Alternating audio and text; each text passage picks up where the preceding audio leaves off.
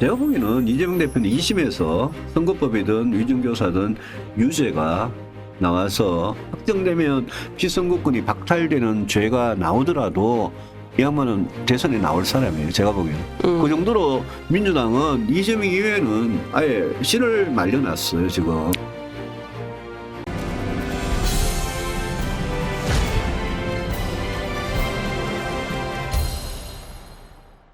이렇게 이제 어쨌든 이런 분위기로 구속되고 헌재 심판 받고 뭐 이러다 보면 결국은 이제 조기 대선 가능성이 좀 높아지는 거 아니냐 이런 얘기가 많아요. 사실 무게가 그쪽으로 실리고 있는 상황이긴 한데 이건 좀 단도직입적으로 여쭤볼게요. 의원님은 대선 출마 어떻게 하실 건가요? 저는 뭐 늘 대선에 도전할 꿈을 갖고 있었던 사람이고 네. 버리지 않았던 사람이니까 저한테 뭐 출마 여부를 묻는 거는 네. 그거는 뭐 별로 필요 없는 질문인데 다만 출마 선언을 하고 이런 거는 네. 저는 탄핵 심판되는 걸 봐야죠. 제가 탄핵 심판 결론도 안 났는데 벌써부터 손들고 나 출마해요라고 하는 거는 야당에서는 모르겠는데 최소한 여당에서는 네. 저는 그러면 안 된다고 생각합니다. 어쨌든 이제 만약에 출마 선언을 하시면 당내 경선을 통과하셔야 되잖아요. 그렇죠. 근데 의원님이 이제 소위 말해 당내 주류 세력은 아닌 상황이라 이 당내 그럼 경선을 어떻게 통과할지. 우리가 당원 그다음에 뭐 당심 민심 5대5로 하고 또 뭐 역선택 방지한다 이런 룰을 지금 현행 룰을 갖고 있는데 말씀하신 대로 저는 당원들한테 약합니다. 국민의힘 지지층한테 약합니다. 그게 이제 저희 경선 통과의 최대의 네. 뭐 어려움이죠. 그건 저는 정면으로 그분들한테 호소를 할 생각이에요. 만약 민주당의 이재명 대표가 확정 판결이 안 돼가지고 네. 민주당 후보로 나온다. 저는 이재명 대표는 범죄나 네. 또 민주주의를 할 자격이 있는지 그분이 경제 정책이나 그분이 안보 정책이나 이런 게 저 사람이 5년 동안 대통령이 되면 나라가 얼마나 위험해지느냐에 대해서 문제의식이 저는 누구보다도 분명하고요. 저는 25년째 정치를 해오면서 단 한 번도 무슨 부패나 이런 문제에 제가 아예 걸려본 적이 없는 사람이에요. 저는 진짜 깨끗하게 정치를 하려고 그랬고 저는 보수가 이대로 가면 안 된다는 이 이야기를 그래서 이제 당의 비주류가 된 건데 보수가 이대로 가면 보수는 갈수록 쪼그라들고 국민들 선택을 받지 못할 거다라는 이야기를 네. 제가 오래전부터 십수년째 지금 계속 해오고 있습니다. 그게 제가 주장하는 이제 개혁 보수라는 거고 보수 지평을 확 넓히자라는 건데 저는 당원들하고 국민의힘 지지층들한테 그 이야기를 해야죠. 제가 후보가 돼야 이재명을 이길 수 있다. 진짜 정권이 교체가 돼가지고 우리가 정권을 빼앗겨가지고 대한민국이 위험해진다고 진짜 그렇게 두려움을 갖고 계시면 그러면 저를 지지해 달라.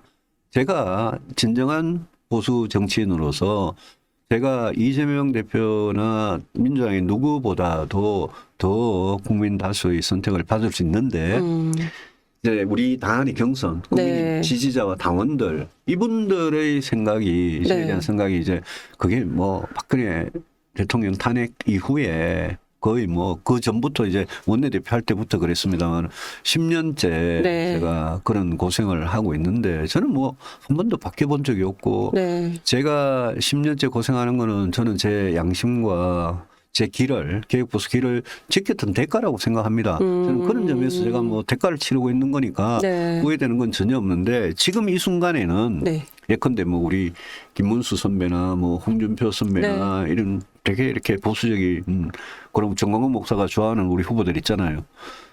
그럼 제가 그래야죠. 저런 분이 후보가 되면 이길 수 있다고 생각하냐.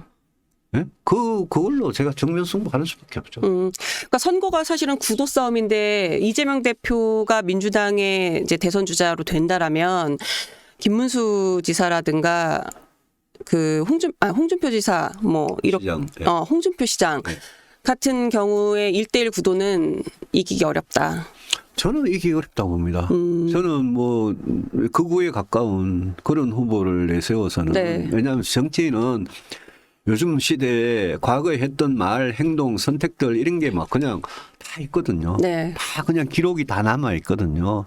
그 대선 과정에서 그 극우적인 그런 말과 행동이나 그런 모습을 보인 아니면 기회주의적이고 오락가락했던 모습을 보인 데 네. 대해서 그거는 다 나오기 때문에 그거는 저는 민주당은 이기 힘들다. 지금 구도 자체는 뭐 최근에 국민의힘 지지도가 뭐 올라가지고 뭐 네. 더 낮다는 그런 여론조사도 있지만 제가 그거는 독약이라고 생각하고요. 네, 아까 구도 자체가 네. 윤석열 대통령의 잘못 때문에 네. 만약 치러지는 조기 대선이라면 우리한테 불리한 게 당연한 거거든요. 이 기울어진 운동장에서 어떻게 그러면 저쪽 후보를 이길 거냐. 후보의 인물 경쟁력이 훨씬 더 확장성이 있고 네. 더 도덕적으로도 문제가 없고 정책적으로도 준비가 돼 있는 사람이어야 된다. 네. 준비 안 된 검사 데리고 와가지고 나라가 이 모양이 되지 않느냐. 그래서 그런 점을 저는 호소할 수밖에 없죠. 제가 무슨 뭐 인제 와가지고 뭐 말을 뭐 180도 바꾸겠습니까? 어떡하겠습니까? 의원님의 어떤 경쟁력은 지난번에도 어쨌든 대선 도전을 하셨었고, 있죠. 그러니까 준비된 대통령 예. 후보 그리고 도덕성 예. 그리고 중도 확장성 이 그리고 정도. 저는 뭐 무엇보다도 경제가 제일 중요한데. 아 경제 전문가시니까. 예, 우리가요 윤석열 검사, 한동훈 검사, 권영세 검사, 권성동 검사 뭐 이거 뭐 검사당이에요. 네. 근데 앞으로 트럼프 2기를 맞이해서 경제, 외교, 안보 그리고 정치 이게 사실 다 같이 돌아가는 건데. 그럼요. 다 엮여서 돌아가는 건데 누가 우리 대한민국 경제를 다시 성장을 시키고 누가 양극화 문제를 해결할 그런 준비가 정책적인 준비가 돼 있느냐. 네. 그리고 안보에 있어서 누가 이제까지 가장 확실한 그런 길을 걸어왔느냐. 저는 뭐 국회의원 돼가지고 한 거라고는 경제 안보 딱 두 가지입니다. 예, 그걸 그렇기 때문에 그런 강점을 네. 제가 말씀을 드려야죠. 아까 그 여론조사 지금 국민의힘이 민주당을 뭐 앞서는 여론조사도 최근에 나오고 있는데 이건 이제 독이다라고 말씀을 하셨잖아요. 독약입니다. 네. 그거는 결국은 어쨌든 국민의힘 자체가 잘해서라기보다는 반사 이익을 좀 본다라고 보시는. 민주당 이재명 후보에 대한 두려움 네. 또 민주당이 굉장히 잘못을 많이 했어요. 네. 그 과정에서 굉장히 조급하고 오만하게 서둘렀어요. 네. 예컨대 이런 게 있잖아요. 민주당이 뭐 이재명 저 대표가 뭐 시중은행장 6명을 모아가지고 막 마치 대통령이 다 된 것 같이 민주당의 법사위원장이 윤석열 정청래 사형이다 그러고 네. 그 민주파 출소한다 그러고 카톡 검열한다 그러고 네. 그러고 한덕수 총리를 탄핵할 때 제가 하지 마라. 그거 굉장히 위험한 거다. 대통령이 탄핵 소추 의결이 돼서 직무정지된 마당에 그 고난 대행을 하고 있는 사람까지 당신들이 탄핵을 하면 이거는 우리 국내적으로도 또 국제적으로도 이거는 네. 안 된다. 그러니까 기다리고 협상하고 그 헌법재판관 임명 때문에 그랬잖아요. 저는 임명하는 게 맞다고 생각했어요. 그렇지만 여야 합의를 좀 더 하는 노력을 보이고 국민들께서 그래 헌법재판관 임명해야 되는데 한덕수 권한대행이 저렇게 끝까지 그냥 버티고 안 하고 저러니까 그래 뭐 이제는 탄핵이 된다라고 해야 탄핵이 되는 거지 민주당이 얼마나 서두르고 오만했습니까? 네. 그런 것들이 저는 민주당에 대한 이재명에 대한 두려움으로 나타나서 보수가 결집한 거라고 봐요. 그리고 보수 결집된 거는 뭐 국민의힘 입장에서 나쁜 건 아니죠. 네. 다만 지금 그 상태 가지고 안 된다. 선거를 이길 수 있다? 그거는 거대한 착각이라는 거죠. 네. 민주당을 지지하는 지지율하고 국민의힘을 지지하는 지지율 빼고 남아있는 이 중도의 지지율 아직 결정하지 않은 지지율이 20% 정도 더 안팎으로 넘을 거라고 된 저는 봅니다. 그거는 상당한 지금 의미가 있는 것 그렇습니다. 같아요. 예. 여기를 되게 집중해서 봐야 되는데 예. 오갈 데 없는 마음인 거잖아요. 지금. 그분들이 20%가 아니라 10%만 돼도요. 선거는 그분들이 결정하는 거예요. 그럼 선거 5% 안팎에서 결정을 그럼요. 하는데 예. 지금 20%이 안팎의 사람들이 결정을 안 하고 지켜보고 있다라는 그분들은 건 지금 양극단으로 나눠 싸우고 서부지법에 난동이 일어나고 막 불법 파괴가 이런 폭력이 일어나고 이런 네. 거에 대해서도 굉장히 걱정을 하실 거고 보나마나. 네. 민주당이나 이재명 대표가 5년 동안 대한민국을 이끌고 갈 때 경제 안보 불안, 정치 불안, 민주주의 위기 이런 것도 또 걱정하실 거예요. 그러니까 이제 양극단으로 이렇게 갈라졌으면 중간에 계신 분들은 누가 더 좋으냐도 보겠지만 누가 더 나쁘냐도 보는 거니까 네. 그런 점에서 이제 보고 계신다고 봐야죠. 네. 그분들이. 그분들은 지금 굉장히 입을 다물고 국가적인 불안, 불행, 비극에 대해서 굉장히 마음 아파하시면서 정치인들 하고 있는 거를 일거수일투족을 보고 계시니까 저는 그분들 마음이 나중에 그분들 선택이 제일 우리가 두려워해야 될 거다라는 네. 이야기를 제가 계속 드리는 거죠. 그 이재명 대표가 지금 이제 민주당 지지율도 떨어지고 있고 요런 약간 위기의식을 느끼기도 하고 원로들이 이제 뭐 민주당 너무 점령군처럼 행동하면 안 된다라고 이제 조언도 하고 이래서인지 최근에 이제 민생 메시지 계속 내고 있잖아요. 뭐 가령 뭐 지역화폐법 등 뭐 10대 뭐 민생 법안 추진하겠다. 그리고 뭐 또 그 지역에 돈 주겠다. 이런 거는 지지율에 그럼 영향을 좀 미칠 수 있을까요? 제가 저는요. 네. 저는 비상계엄 이전부터 저 민주당이 그때 677조인가요? 예산에 4.1조 원을 삭감을 하고 통과시켰잖아요. 그렇죠. 올해 예산을 네. 2025년 예산. 그때부터 저는 추경이 필요하다고 생각했습니다. 왜냐하면 성장이 워낙 추락하고 지금 자영업자, 빈곤층, 저소득층, 실업자 어려움이 너무 심각해요. 네. 그다음에 우리 산업 경쟁력을 뭐 반도체가 되고 우리 주력 산업들이 경쟁력을 회복하는 거는 미국이나 중국에 비해서 우리가 너무 늦어요. 그래서 이런 모든 걸 위해서 저는 추경을 대폭해야 된다라는 생각을 11월, 12월 계속 가졌었고요. 지금도 저는 추경 빠를수록 좋다고 생각합니다. 근데 그 이재명 대표의 자기 브랜드 정책들 있잖아요. 지역화폐. 네. 지역화폐 그거요. 전국적으로 다 지역화폐 하면 아무 소용없어요. 그냥 예산만 들어가는 거예요. 그다음에 전국민 재난지원금 있잖아요. 25만 원씩 준다는 네. 거. 4인 가구 같으면 100만 원이 되겠죠.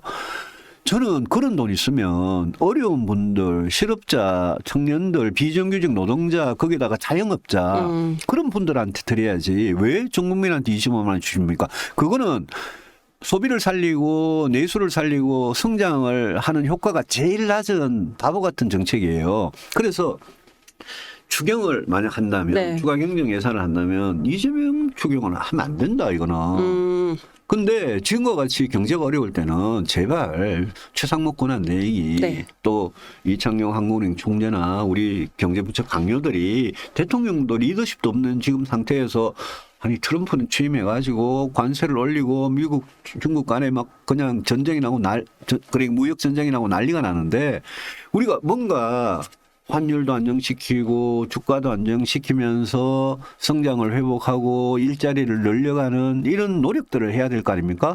그런 노력들을 하기 위한 추경을 그냥 군말 없이 동의를 해줘야지 국회에 오면 이거 또 다 자르고 자기가 원하는 거 그거 끼워 넣으려고 그거는 선거용이죠. 그렇게 하는 거는 지역 화폐니 네. 전국민 재난지원금이 이런 거는 그건 제발 좀 안 했으면 좋겠어요. 그러려면 추경도 쉽잖아요. 민주당이 그런 식으로 나오면.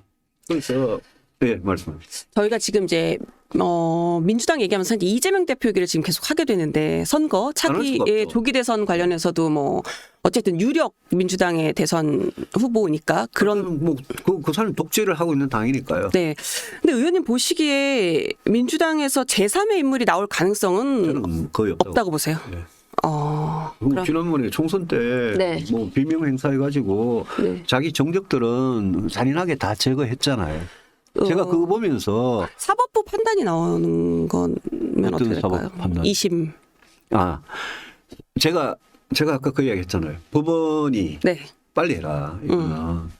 예? 633 원칙 지켜라. 그쵸. 그래서 11월 15일이니까 선거법은 2월 15일까지 네. 2심하고 그다음에 5월 15일까지는 3심을 해라. 그 최종심을 해라. 네. 그다음에 위증교사 있잖아요. 1심에 무죄 나왔어요. 네. 2심 빨리 해라.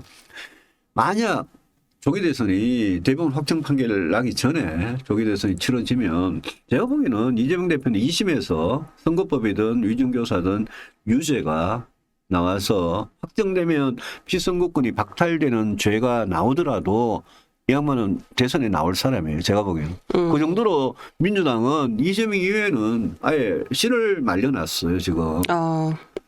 근데 그럼에도 불구하고 법원은 법원대로 네. 원칙 지켜가면서 해줘야 네. 국민들이 그래 법원이 그래도 최대한 공정하게 했구나.